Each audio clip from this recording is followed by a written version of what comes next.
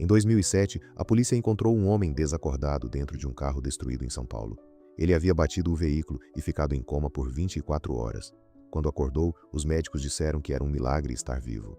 Aquele homem havia jogado ao lado de Sócrates na democracia corintiana, havia disputado uma Copa do Mundo, havia jogado na Europa e ganhou a Champions League pelo Porto, e havia destruído tudo isso com cocaína e heroína durante décadas. Esse homem era Walter Casagrande. Essa é a história de Casagrande, o centroavante do Corinthians que lutou contra os seus demônios por 38 anos e quase não sobreviveu para contar. Walter Casagrande Júnior nasceu em 15 de abril de 1963, em São Paulo. Cresceu admirando Sócrates, o médico filósofo que jogava bola como poucos. Sonhava em um dia jogar ao lado dele. Com 18 anos entrou numa peneira do Corinthians e passou. Em 1º de agosto de 1982, com 19 anos, marcou 3 gols numa vitória por 5-1 sobre o Palmeiras no Morumbi. Naquele dia, São Paulo inteira aprendeu o nome de Casagrande. No Corinthians, viveu a melhor fase da carreira ao lado de Sócrates, Vladimir e Zenon. Era o período da democracia corintiana, um movimento revolucionário dentro do futebol brasileiro, onde os jogadores votavam em tudo, das concentrações aos contratos, e participavam ativamente da luta pelas diretas já. Casagrande não era apenas um jogador, era um militante, roqueiro rebelde, apaixonado por política, e talentoso demais dentro de campo. Em 256 jogos pelo Corinthians, marcou 103 gols. Em 1986, Tele Santana o convocou para a seleção brasileira que disputou a Copa do Mundo no México. Mesmo com seu histórico de indisciplina, Tele havia vetado Renato Gaúcho, mas confirmou Casagrande. O centroavante foi ao México. Ficou na reserva de Careca e Müller. O Brasil foi eliminado nas quartas de final pela França nos pênaltis. E Casagrande voltou para casa sem ter jogado o que queria.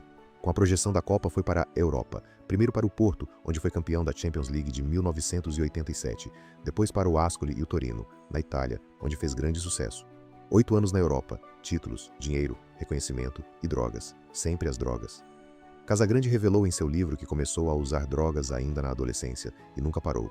Na sua época de jogador não havia exame antidoping para cocaína, só para anfetamina, então ninguém sabia, ou ninguém queria saber. Ele jogou anos no mais alto nível do futebol mundial usando cocaína, e quando saiu do futebol, em 1996, sem a estrutura e a rotina do esporte, os demônios tomaram conta de vez. As drogas foram consumindo tudo: a família, o dinheiro, a saúde.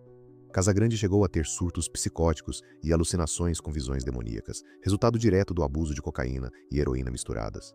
Teve 4 overdoses, 4 vezes chegou à beira da morte e 4 vezes voltou. Em 2007, o carro destruído, o coma de 24 horas e finalmente a internação numa clínica para dependentes químicos. Não foi a primeira internação, mas foi a que marcou a virada. Aos poucos, Casagrande começou a encarar os demônios de frente. Em 2013, lançou o livro Casagrande e seus Demônios, uma autobiografia crua e honesta sobre tudo o que havia passado. O livro causou comoção no Brasil inteiro e Casagrande se tornou um símbolo de coragem. Não o jogador que havia desperdiçado o talento, mas o homem que havia sobrevivido a si mesmo e tinha a coragem de contar tudo. Seu amigo Sócrates não teve a mesma sorte. O médico filósofo que havia sido seu irmão no Corinthians morreu em 2011, vítima do alcoolismo. Casagrande ficou devastado. E aquela perda foi mais um motivo para continuar lutando. 38 anos de vícios, 4 overdoses, um coma e uma redenção que ele constrói até hoje, um dia de cada vez. Walter Casagrande não foi apenas um centroavante talentoso. Foi um homem que olhou para os seus demônios, chamou cada um pelo nome e decidiu que não iria deixar que eles vencessem. Me conta nos comentários. Você conhecia a história dos demônios de Casagrande? Deixa o like e se inscreve no canal. Todo dia tem um novo bastidor do futebol que você nunca imaginou. Até o próximo.